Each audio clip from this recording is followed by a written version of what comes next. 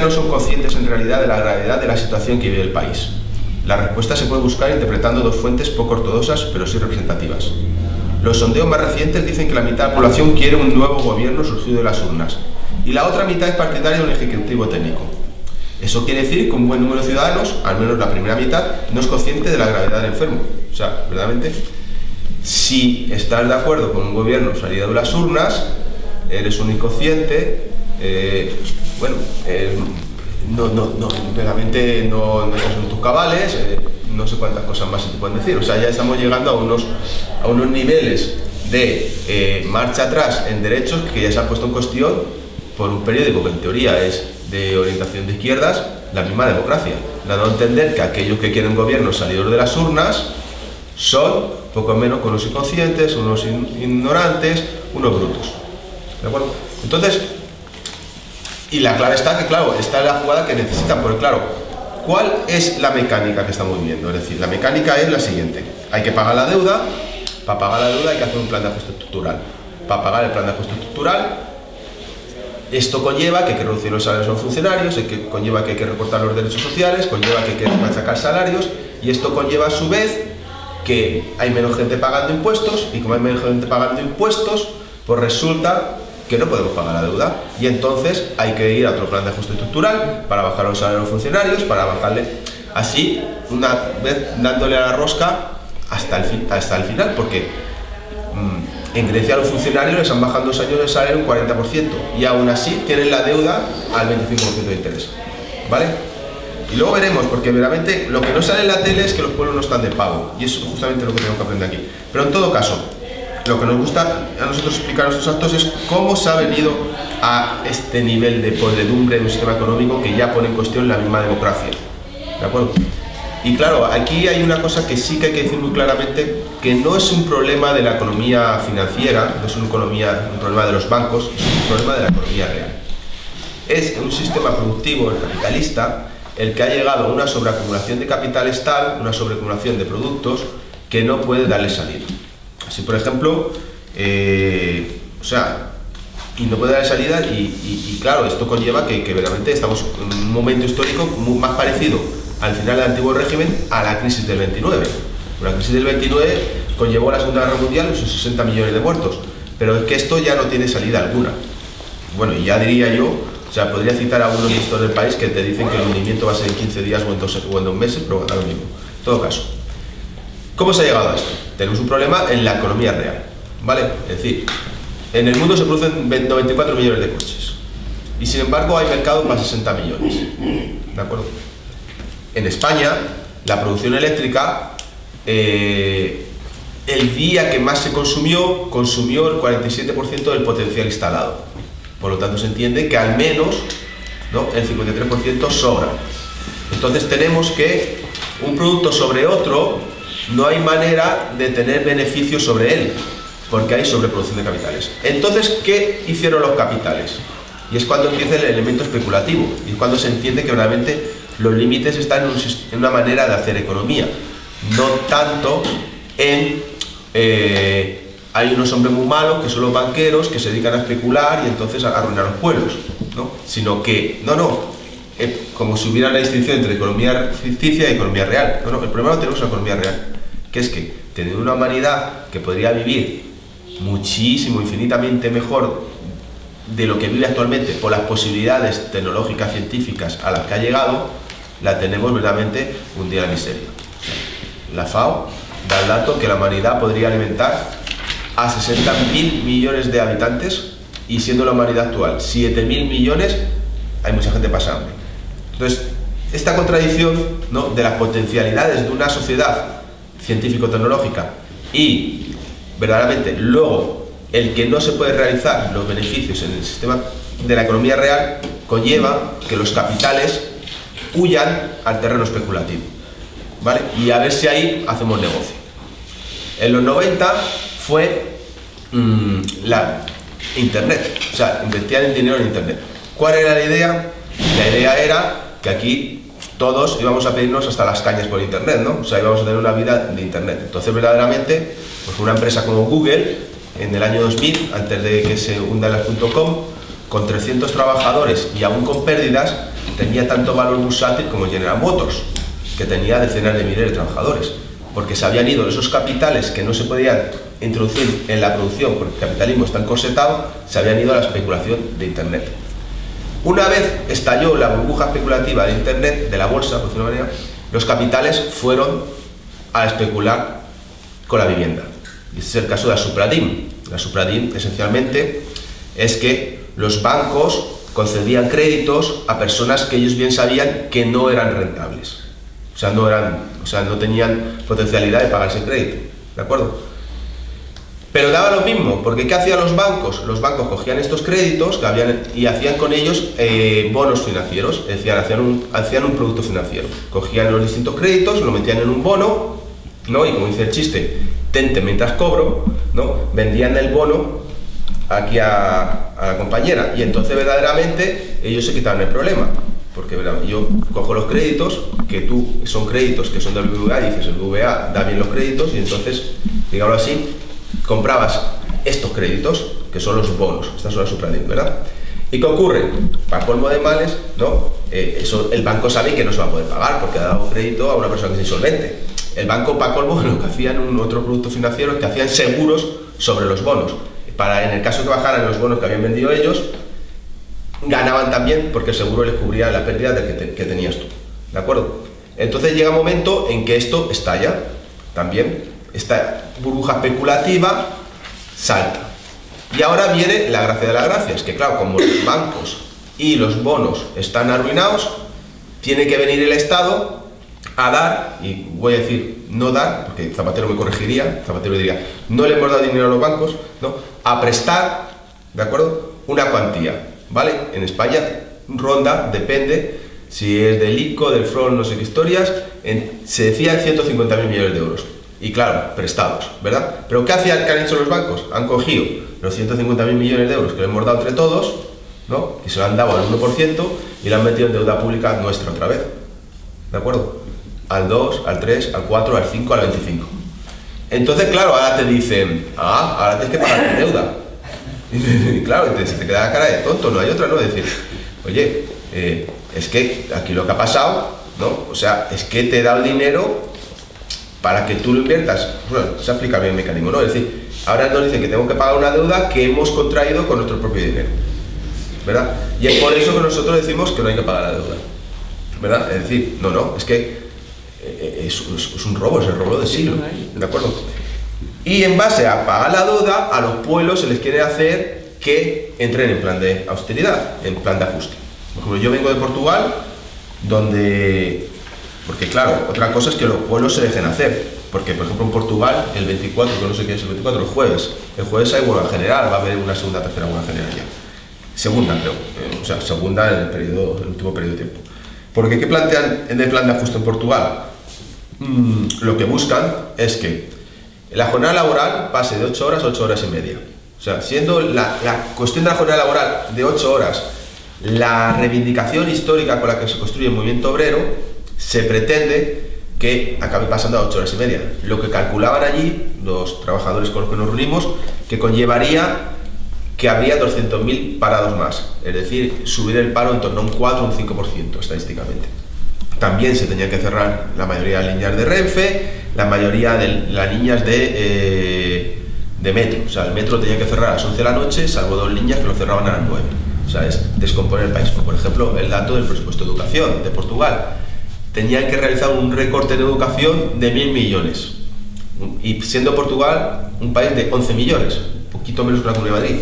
Tened en cuenta que ahora cuando expliquen la movilización de profesores, el recorte de Esperanza Aguirre es de 80 millones, ¿vale? O sea, estamos diciendo que, estamos diciendo, os doy el dato, son 36.500 profesores menos en 2 años, en Portugal, profesores y maestros. Es decir, meten a las naciones en un vórtice de destrucción absoluto. Pasa que ya veremos si nos dejamos, porque, claro, el otro caso paradigmático es Grecia, que ya directamente han establecido ya el protectorado, ¿no? Porque el problema que tienen es que en Grecia la clase obrera no se ha quedado de manos cruzadas, sino que han hecho 14 huelgas generales. Y es más, reventaron los desfiles nacionales, digamos, de hace un mes. Es decir, hace un mes eran los desfiles nacionales, o sea, imaginaos el 12 de octubre allí, pero que sin contradicciones, no como en España, ¿verdad? Y que va todo el mundo, porque al fin y al cabo representa el expulsar a los nazis. Bien. Y nada, la gente se echó ahí al desfile, reventaron el desfile, se tuvieron que generar los soldados de un lado por aquí y por allá, y la policía tuvo que sacar a las autoridades. Entonces, y fue por lo que Papandreou dijo a la Unión Europea: referéndum, porque estos ya no puedo con ellos, ¿no? Porque claro, es que llega un momento en que todo se va a acelerar y la gente no está de pavo y no se deja hacer. Por ejemplo, el caso de Grecia es paradigmático, porque si hoy en día hubiera unas elecciones en Grecia, sumando los votos del PASOK y de la derecha, no llegarían a la mitad del Parlamento. ¿De acuerdo? O sea, el PASOK, cuando gana las elecciones en el 2008, tiene 300.000 afiliados. Ahora tiene 11.000. ¿No? Es decir, se han quedado nada más que los electos. ¿De acuerdo? O sea, es una cosa verdaderamente de falta de organización política. Pero bueno, vamos a hablar, si queréis, un poco de los profesores, porque la clave de nuestra candidatura, como podéis ver, somos 11 profesores que nos hemos juntado, de todas las especialidades. Bueno, también hay maestros. Bueno, esta distinción es verdad que no la distinguís vosotros, o sea, no las trabajáis vosotros ni. ¿Qué ha pasado con los profesores? Bueno, sabéis que los profesores hemos perdido un 12% de salario en 2 años, ¿no?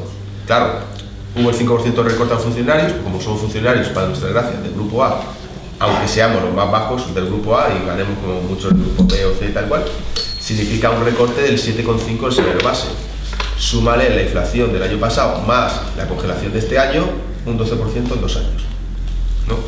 Y ahora hemos tenido lo que, como conoceréis perfectamente, son las instrucciones del 4 de julio, que no es otra cosa que la expresión en las distintas comunidades autónomas de estos planes de ajustes estructurales que vienen, digamos, apretando las tuercas para ver cómo se ahorran dinero, ¿vale? En este caso querían ahorrarse 80 millones, bueno, no invertir. ¿En qué consiste la instrucción del 14 de julio? Esto hay que explicarlo, aunque sea un plano un poco técnico, bueno, que tampoco es de gran dificultad. A 20, electivas horarias presenciales en clase. Claro, dices, pues vaya, ¿y por qué dicen que entonces es un conflicto social, que no es un conflicto laboral, cuando están pidiendo que no se pase de 18 horas lectivas a 20? Por lo siguiente, porque un profesor tiene que permanecer en el centro 27 horas. Entonces, de las 18 horas hasta las 27 horas, ¿de acuerdo? Esas 9 horas nos dedicamos a hacer guardia de recreo, guardia de biblioteca, guardias de patio, reunión de tutores, reunión con padres, etc. ¿De acuerdo? Entonces, ¿qué ocurre si a ti te quitan 2 de estas horas? De la guardia de recreo, de la guardia de biblioteca y todo esto. Pues claro, evidentemente, porque se cierran bibliotecas, se cierran los laboratorios, se cierra todo, ¿vale? Y es por lo que sí que es un conflicto social, porque no es una cuestión de que al profesor le pongan 2 horas más lectivas, sino que lo que es que cierran todos los derechos vinculados que tiene el alumno en el centro, como poder ir a la biblioteca, porque la biblioteca se cierra. Claro, no hay un profesor que tenga 1 hora para abrir la biblioteca, no hay un profesor que tenga 1 hora para ir al laboratorio, no hay un profesor que pueda cubrir a otro compañero si va de excursión. Por lo tanto, por ejemplo, las actividades extraescolares se suspenden. Por si en mi centro antes había 3 profesores de guardia para 3 módulos y ahora queda 1, si encima cogen 2 compañeros y se van de excursión, pues es imposible gestionar. Entonces se acaban las excursiones. Entonces, por ello es por lo que se ha podido hacer, digamos así, la unidad con los padres, porque claro, los padres y los alumnos han podido entender perfectamente que no es un conflicto laboral de un colectivo, sino que es que acaban con la educación pública, acaban con todos esos servicios vinculados, ¿vale? Y claro, vinculado a que los pueblos no están de pavo desde esta crisis, ¿no? Igual que en Portugal no se deja hacer con la huelga general que tiene planteada, ¿no? Para el jueves, o Grecia con las enésima huelgas generales, etc., los profesores tampoco se dejan hacer. Es decir, llevamos ya 8 huelgas y 11 manifestaciones grandes, bien, y multitud de cosas. O sea, esto de la actividad y la creatividad del colectivo es potentísimo. O sea, desde llenar todas, bueno, muchísimas estatuas de Madrid con la camiseta verde, hasta yo qué sé, presentarse en un encuentro que iba a Vargas Llosa con ¿cómo se llama esta? Esperanza Aguirre, ¿no? Con Esperanza Aguirre para reventar el acto, etcétera, ¿no? Los encierros, etcétera, pues hasta pasando por el tema de las famosas PGAs, que sabéis que las PGAs, que es la programación general anual, es donde se establece cómo se ha de establecer la programación de los centros, es decir, lo que se va a hacer en cada asignatura, temporalizado, etcétera. Y sabéis que los centros están echándolo atrás. están los profesores, el claustro, están votando en contra de las mismas, entonces están generando el caos en el centro. Hay un punto, ¿no?, en que podemos llegar a decir, si yo considero que puedo dar esto o lo otro, ya puedo hacerlo, si no tengo una programación a que ajustarme, ¿vale? Ya, bueno, ya cuento la anécdotilla de uno de mis centros, porque otra cosa es que yo estoy a 2 centros este año, teniendo la plaza en 2006, me tienen vagabundeando por 2 centros, y es que en mi centro, claro, pedimos un claustro para echar atrás la PGA, y entonces nada, el director tiene que concederlo, y coge el director y dice, vale, pues vamos a hacer una votación secreta, para ver si tiene ahí, digamos, como decía Platón, ¿no? Dice, ¿para qué quiere uno ser un hombre invisible, ¿no? Para hacer el mal, ¿no? Entonces, a ver si invisibilizando el voto, ¿no?, tengo a más aliados míos, ¿verdad? Bueno, pues ya nos protestamos unos pocos, no, mano alzada, no pasa nada, somos adultos, si uno opina lo contrario no pasa nada, o sea, más que eso sí es verdad, ¿no? Es decir, somos muy tolerantes profesores y tal. Y dice, no, con urna. Y entonces, en cuanto uno solicita una urna, se establece la urna. Bueno, conclusión, votamos todos, un voto a favor de la PGA, del director, todos en contra. Por idiota. Entonces, claro, para que veáis, digamos, el movimiento tan potente. Pero ahora, el movimiento, aunque tiene mucha potencia, los profesores ahora están muy determinados, y si hubiera sido por ello, se hubiera ido a una huelga indefinida a principio de curso, tiene el problema de las direcciones sindicales, que estas, buscando complacer a los futuros gobiernos, o los gobiernos actuales, ¿no?, para que estos se sienten con ellos a hacer un plan de empleo o hacer un plan de pensiones o lo que sea, que las condiciones actuales no es otra cosa que vamos a arruinar más las condiciones laborales o vamos a arruinar más las pensiones, han ido bajando, digamos así, el movimiento. Y entonces lo que ha ocurrido, ¿no?, es que una potencia que tenían los profesores, ¿vale?, pues lo ha ido bajando los sindicatos. Y me explico. O sea, esta huelga ha sido sacada por las asambleas de profesores, ¿vale? Es decir, en Fuenlabrada, donde yo vengo, además que vengo de una reunión de zona, he tenido que abandonar un poco, pues nada, estamos en 20 institutos, pero hay 20 asambleas, ¿no? Y luego hay 40 colegios, la verdad que los colegios no se han sumado tanto, hay 20 asambleas de colegios, donde participan miles de profesores, ¿vale? Y votan sus cosas y tal. Y así en todos los lados, ¿no? Que sí, bueno, en todos los lados. Entonces, estas asambleas, que se han coordinado luego en zona y luego en región, han podido, digamos así, imponer a los sindicatos, a las direcciones sindicales, esto es muy importante, porque luego los sindicalistas, verdaderamente todos, o casi todos incluso, bueno, yo contaré una cuestión de UGT,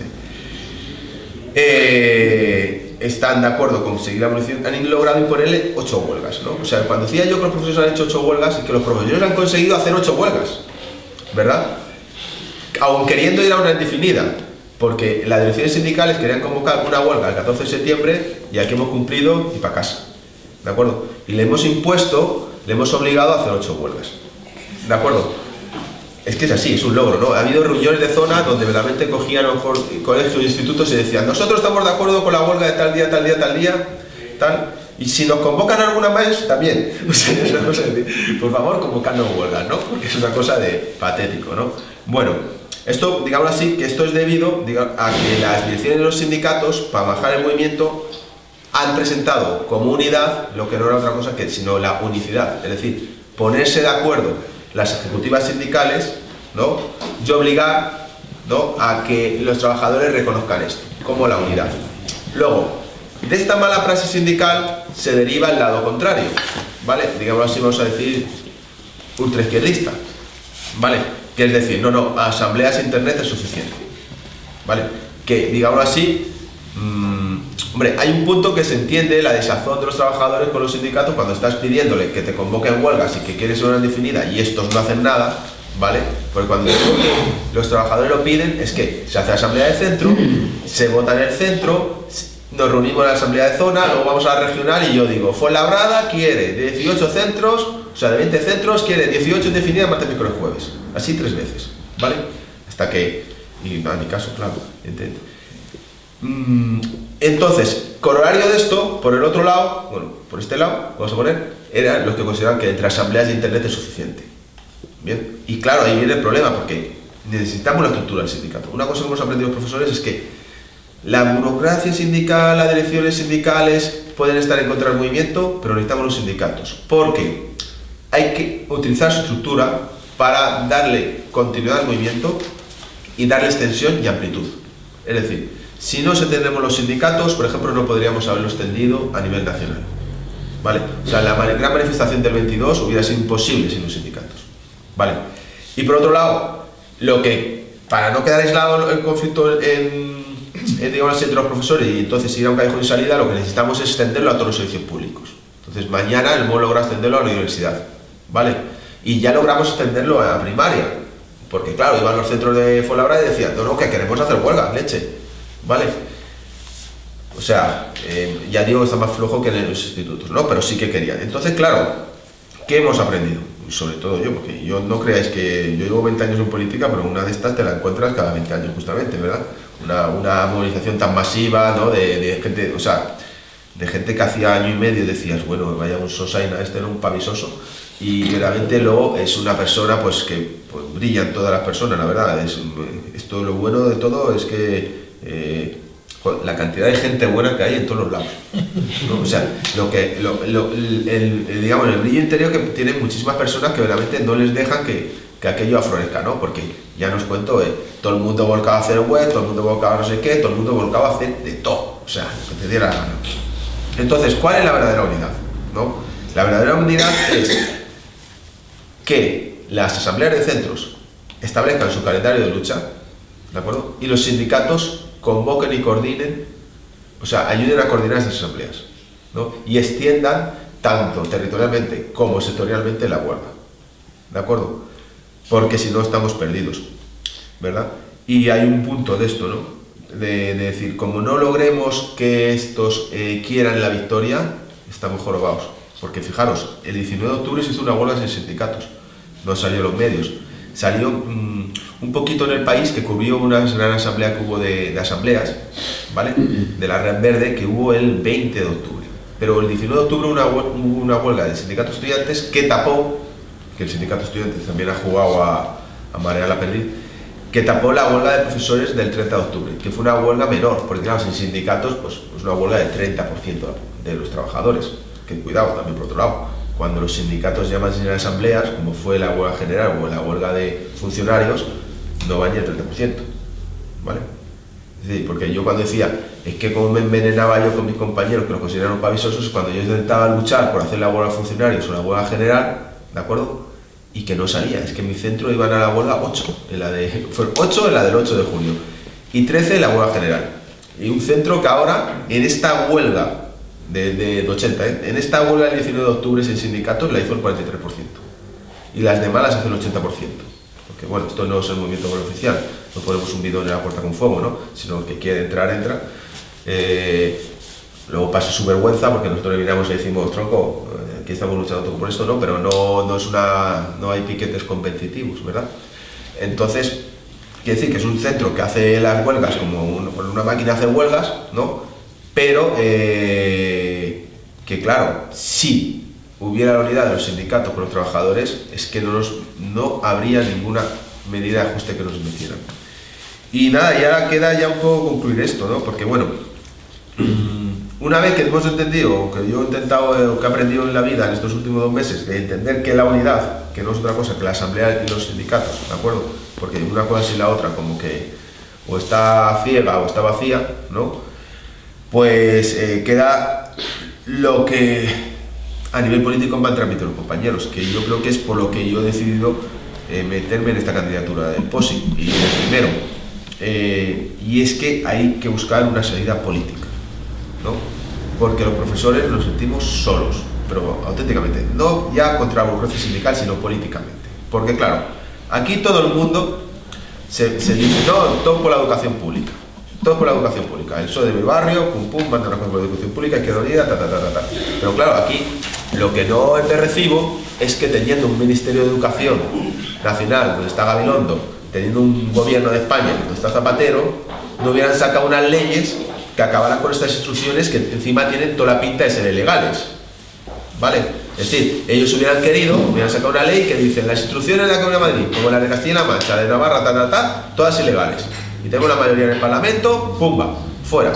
O sea, todas ilegales, y si no lo son, las ponemos en la ilegalidad con una ley, ¿se entiende, no? Sacamos una ley que las abroga, esas instrucciones. Pero ellos pasan, y te dirán, no, es que no podemos porque las transferencias están en educación. Digo, sí, sí, pero para cambiar la Constitución en 15 días y poner una camisa de fuerza a los servicios públicos, eso te diste prisa, ¿no? En 15 días sí pudiste, ¿verdad? Cambiar la Constitución, pero no puedes sacar una ley, ¿no? Para decir que abrogo las instrucciones, ¿de acuerdo? Y entonces es que los profesores, es que realmente te dices, es que cuando salen de estos tíos diciendo que están con nosotros, es que es un embuste, es que es una falta de respeto. Más allá de que el PSOE es el que ha hecho, yo qué sé, la LOSE, todas estas cosas, ¿vale? Es una cosa decir, que ellos están por la educación pública, joder, que hubieran sacado una ley. Es que les cuesta nada, y menos, ¿no? Es decir, a lo igual que cambia la Constitución. Y es esto, ¿no? Es decir, es lo que me dicen mis compañeros, ¿no? Dice, joder, estamos solos, aquí nadie nos escucha, ¿qué podemos hacer? Y claro, yo digo, joder, pues es que nada más que nos queda hacer una cosa, que es levantar un partido para que seamos nosotros los que no les escuchemos en un futuro.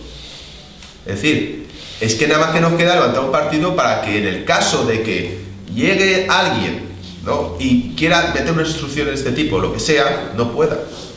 Porque es que si no, claro, chocas contra un muro, ¿no? Es decir, Esperanza Aguirre, 8 huelgas lleva. O sea, 8 huelgas hemos conseguido los trabajadores. O sea, qué gran logro. 8 huelgas en Cervi, ¿no? Y parece ser que es inamovible. ¿Por qué? Porque sabe un poco lo que hay, la mujer. Está más informada que otros, ¿de acuerdo? Y es eso, es lo único que tenemos que construir. Es decir, un partido para que si no es dentro de 5 años, porque esto se va a acelerar, esto va a ser como Grecia, ¿verdad? O sea, si ahora el PSOE va a quedar con 110 diputados, se hubiera aguantado hasta marzo, si convocara las elecciones, se hubiera quedado con 90, ¿verdad? Esto se va a acelerar y aquí, digamos así, vamos a tener que intentar levantar un partido que nos ayude, porque lo demás es un grupo de presión social, sindical, a unos gobiernos sordos. Si es que tenemos gobierno salido de las urnas, que lo que están hablando ya es un gobierno de concertación, ya es el colmo, ¿no? Es una cosa de decir, bueno, ahora, todos juntos contra vosotros. Y esto es un poco lo que tenemos que plantear, o lo de, pues si luego verdaderamente esto, ya lo contó un poco Bargui, y ese sentido que tiene justamente el acto del 27 de octubre, es decir, sabemos que no somos una organización en cuanto a sus miembros y en cuanto a sus ideas, y tenemos que buscar la unidad con otros miembros del movimiento obrero que estén por esto, ¿no? Por no pagar una deuda que no es de los pueblos, por nacionalizar una banca que si quebró y la hemos salvado, es absurdo que sea privada, ¿de acuerdo? Y que narices, pues con ese dinero sí que haga un proyecto industrial nacional, es decir, que, joder, se pongan fábricas, que este país no puede funcionar en base a camareros y constructores y albañiles, porque es que ya se acabó lo de los albañiles, para colmo, y que bueno, que sea democrático y escucha a la gente. Y ya está.